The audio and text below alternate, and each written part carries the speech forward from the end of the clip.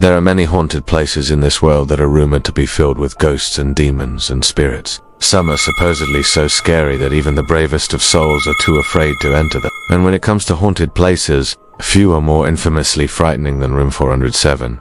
Welcome back, I'm here. And today we go and beyond the door to explore the stories of those who entered room 407.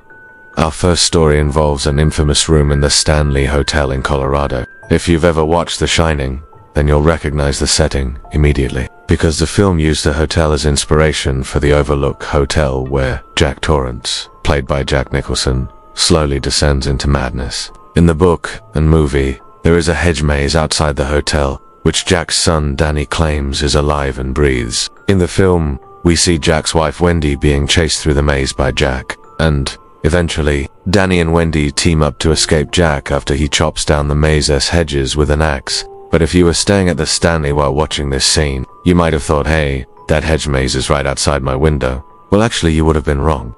That's because the Stanley doesn't have a hedge maze. However, they do have a lawn. It's not alive and it doesn't breathe. And the Stanley isn't haunted by a ghost rider who wields an axe. But some of its rooms are said to be haunted nonetheless. And one of those is room 407.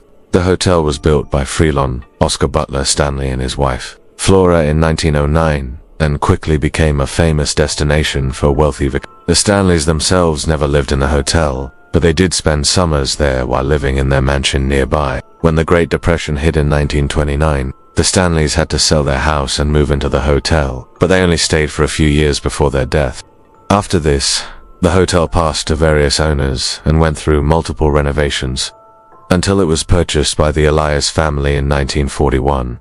It was during the Elias family's ownership that room 407 got its reputation. This was due to a series of strange events that occurred in the room, causing many of the hotel's guests to claim that it was haunted. These events included objects moving on their own, doors opening and closing on their own, shaking beds, and disembodied footsteps in the middle of the night. Even more unsettling was that these events occurred mostly during the day when most guests were awake and about, not just at night. One night, the manager of the hotel decided he'd had enough of room 407 and its strange occurrences, so he threw the key away, determined to never rent it out again. However, the next day, the new manager found the key to room 407 on his desk and chalked it up to a prank. He gave the room to a guest, but the person soon came down in tears, claiming that they'd never stay in a haunted room. The manager took them out of the room and tried to find whoever had left the key there, but no one confessed. While there were no reported hauntings in the room after this, managers still occasionally found the key on their desks from time to time.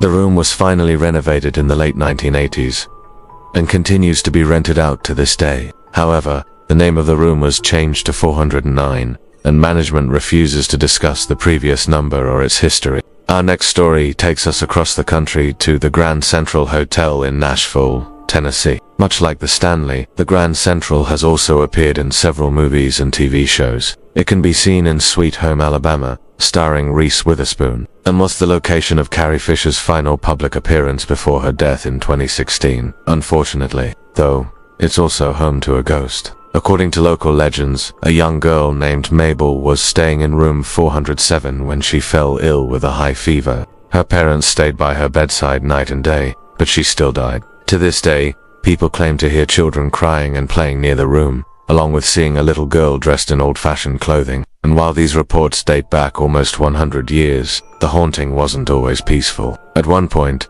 guests began reporting violent scratching sounds coming from inside the room. They described it as someone dragging metal motels across the floor. Of course, when the staff went to investigate, they found nothing. And since then, the noise hasn't been heard again. Many believe that the apparition is that of Mabel herself. But why would she be haunting her old room? Was she trying to warn future guests of the dangers of staying there? Or perhaps she is simply lonely and wants to play with the children staying in the now empty room. After all, if you want to play hide and seek with ghosts, room 407 seems like a good place to look. But not every story of room 407 has such a happy ending. That brings us to our next story, set in the Drake Hotel in Chicago. The Drake opened in 1923 and was immediately considered a luxury hotel. Some of its famous guests included Al Capone, Babe Ruth, and Marilyn Monroe. While none of them reported any ghost sightings, others weren't so lucky. Some of the hotel's guests claimed to see the ghost of a woman wearing a white nightgown in room 400. Others said that they could hear piano music drifting out of the room, even though it was empty. One night, a maid was cleaning out the room when she heard the piano music. She investigated but couldn't find anyone playing it. The next night, the same thing happened, but this time she brought a friend along with her. As they searched the room, the music suddenly stopped. The two maids were so frightened that they ran out of the room and didn't clean it for the rest of their lives. After hearing this, you may think that it's best to avoid room 407 entirely. But what if I told you that you could see the ghosts of room 407 without ever leaving your own home? That's because there's an entire documentary about room 407 on a streaming service. It explores multiple room 407s and features interviews with experts and people who've seen ghosts there. And speaking of ghosts, have you ever seen one? Let me know in the comments below. And if you haven't, maybe consider booking a room in 407 at one of these hotels. You might get lucky. While there have been many terrifying stories about room 407, there have also been some more heartwarming ones. For example, in the Congress Hotel in Boston, a little girl named Lucy was known to walk the halls. She liked to visit room 407 and watch the guests stay in there. It was said that she would only appear when the room was occupied by a couple, and she would jump into bed with them to keep them company. However, one night, a couple in room 407 woke up in the middle of the night to find that Lucy had taken up residence in the room. They looked around the room and found a rocking horse in the closet. The couple claimed that the horse hadn't been there before, but the hotel staff insisted that it hadn't been moved. Either way, Lucy continued to make regular appearances in room 407 until one night when she jumped into bed with a couple and never left. Now, rather than haunting the halls, Lucy spends her nights keeping guests warm and cozy in bed. So it's clear that there's no one definitive story behind room 400. But what does seem certain is that many hotels have a room with the same number. In fact, there is even a Facebook group dedicated to those who have encountered ghosts in room 407. It seems that this particular room number has become synonymous with the paranormal. And whether the stories are true or false, they continue to attract those looking for a good scare. Now it's time for you to tell me, would you dare stay in room 407? Let me know in the comments below. And while you're there, make sure to subscribe and ring the bell so you never miss an episode of Strange Mysteries.